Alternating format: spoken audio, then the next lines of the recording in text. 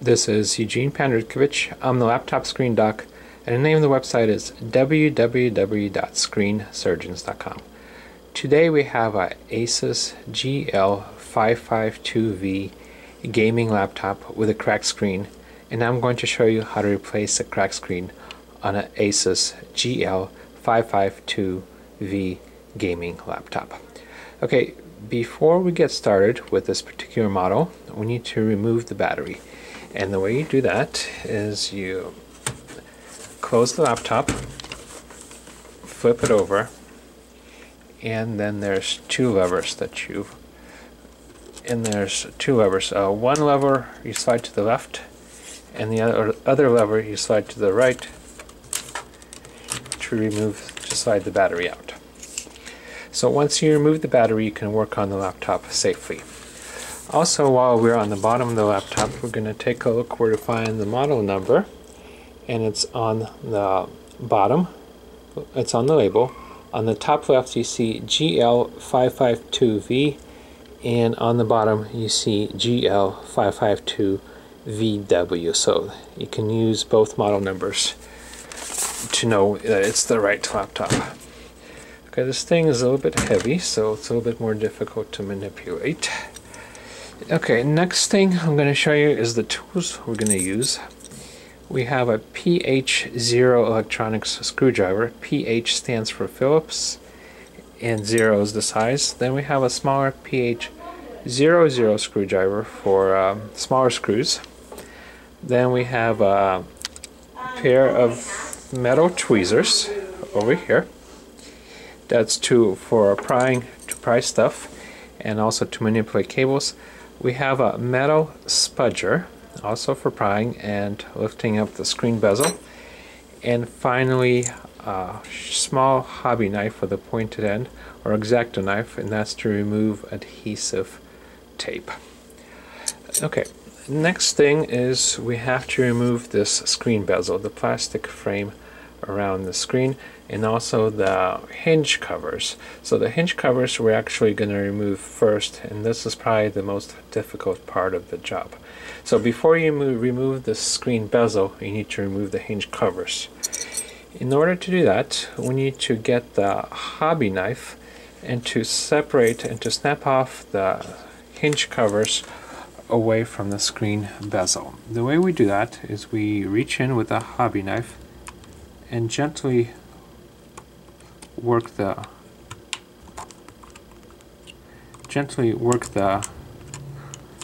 hinge covers away from the bezel.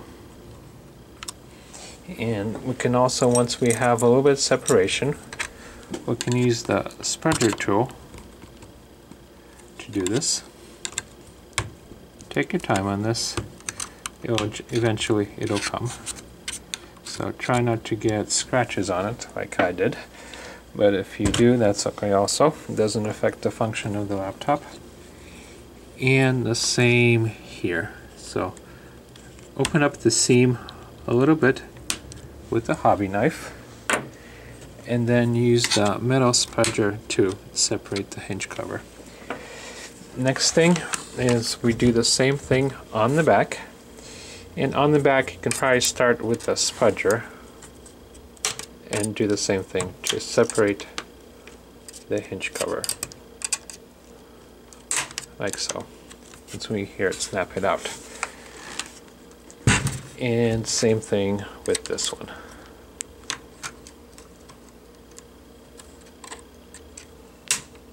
Just gently work it out.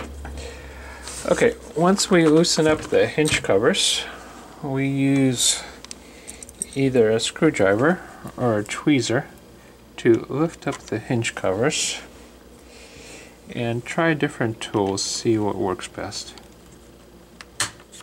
Spudger works best in this case, so put the left one on the left and do the same thing on this one, and put the right one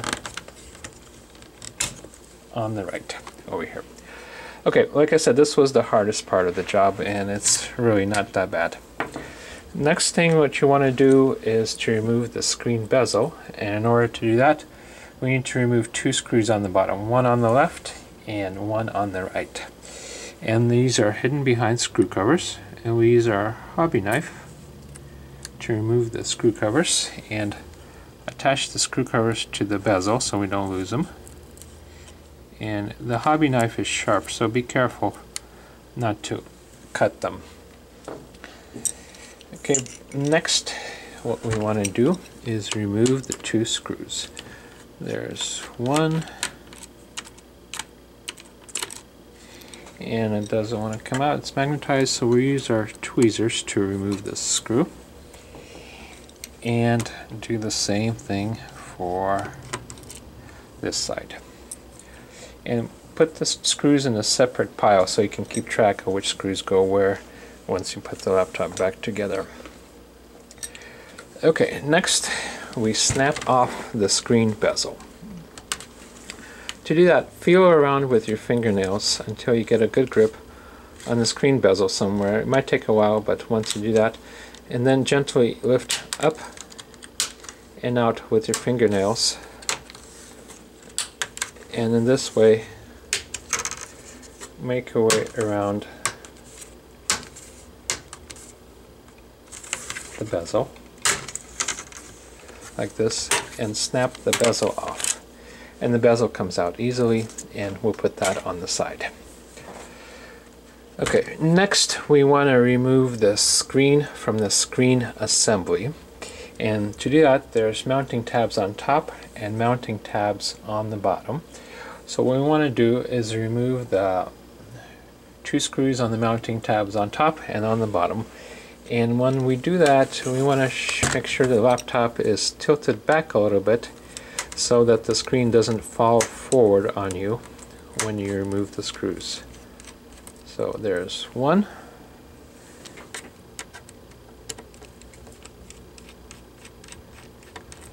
two,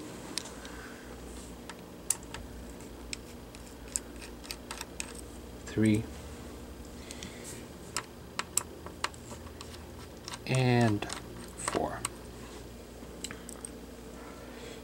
Okay. Once we remove the screws, we gently tilt the screen forward and lay it down on the keyboard. Next, all we need to do is remove the connector from here, and the screen will be separated from the screen assembly. The connector is secured by some adhesive tape, so we want to carefully use a hobby knife to lift up the corner of the adhesive tape. Try not to cut it. And lift up the adhesive tape and use the same grip that I'm using right now and pull the connector back. I'm going to reconnect the connector to show you how to do it. When you reconnect the connector, slide it in. You'll feel but not hear two clicks. And let's get close up with the connection. This is what a properly connected connector should look like. There should not be a gap in the seam between the two sides of the connection.